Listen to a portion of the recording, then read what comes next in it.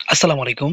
Chief prosecutor কার্যালয় আন্তর্জাতিক অপরাধ ট্রাইব্যুনালে বিশাল নিয়োগ প্রকাশ হয়েছে।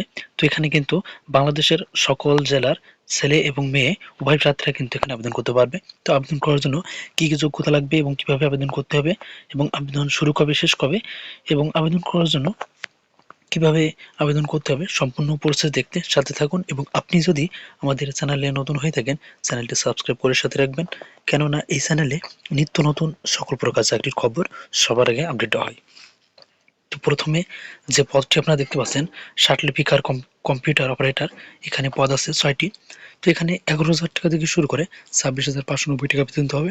আর এখানে আবেদন করার জন্য শিক্ষাগত যোগ্যতা কোনো স্বীকৃত বিশ্ববিদ্যালয় হতে স্নাতক বা সমানের ডিগ্রি, কোনো স্বীকৃত প্রতিষ্ঠান হতে কম্পিউটার বিষয়ে ডিপ্লোমা থাকতে হবে এবং যথাক্রমে 30 ও 25 এবং ষাটলিপিতে ইংরেজিতে ও বাংলাতে যথাক্রমে 80 ও 50 শব্দের গতি সম্পন্ন হতে হবে। এরপরে ক্যাশিয়ার, এখানে পদ আছে 1টি। তো এখানে আবেদন করার জন্য বেতন দেওয়া হবে 9,300 টাকা থেকে শুরু করে 22,490 টাকা।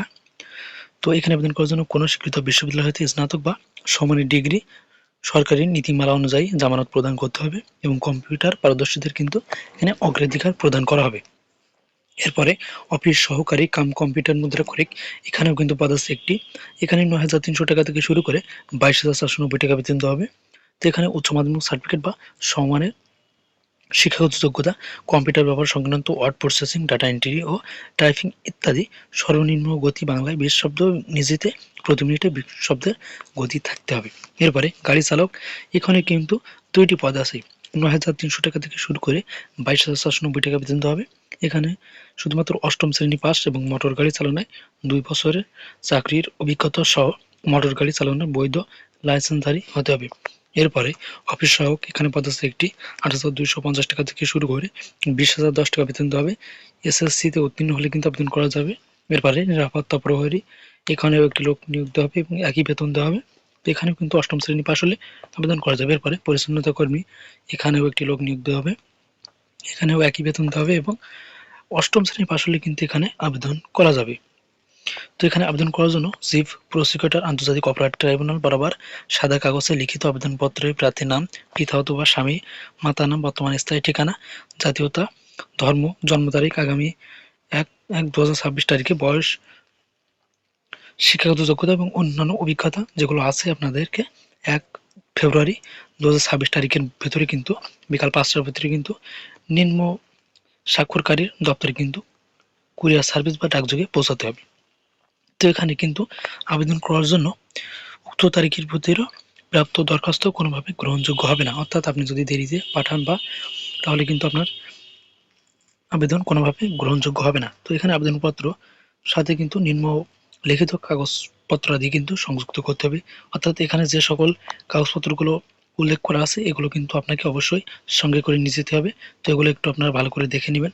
প্রথমত, প্রথম শ্রেণীর গ্যাজেটের কর্মকর্তা দ্বারা নাম, পদবি সম্বলিত সিল সহ কর্তৃক সদ্য তোলা 3 কপি পাসপোর্ট সাইজের সত্যায়িত ছবি এবং প্রথম শ্রেণীর গ্যাজেটের কর্মকর্তা নাম, পদবি সম্বলিত সিল সহ কর্তৃক শিক্ষাগত যোগ্যতা ও অভিজ্ঞতা সনদপত্রের সত্যায়িত অনুলিপি।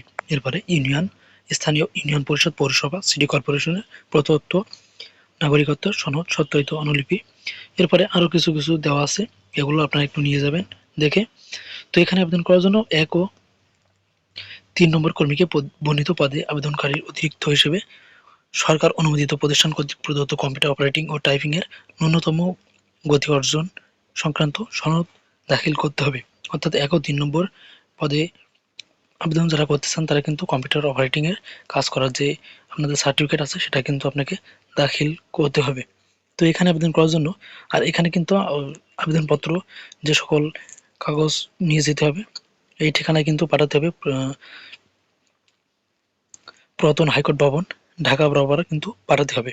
তো এখানে 1 নম্বর হতে 4 নম্বর ক্রমিকের পদের জন্য কিন্তু আপনাকে 100 টাকা এবং 5 থেকে 7 নম্বর কর্মীকের পদের জন্য আবেদনপত্রের সাথে পরীক্ষার ফি বাবদ 50 টাকার অফেরতযোগ্য বাংলাদেশ ব্যাংক কর্তৃক অনুমোদিত যেকোনো বাণিজ্যিক ব্যাংক হতে যত ব্যাংক ড্রাফট অথবা পে অর্ডার সংযুক্ত করতে হবে।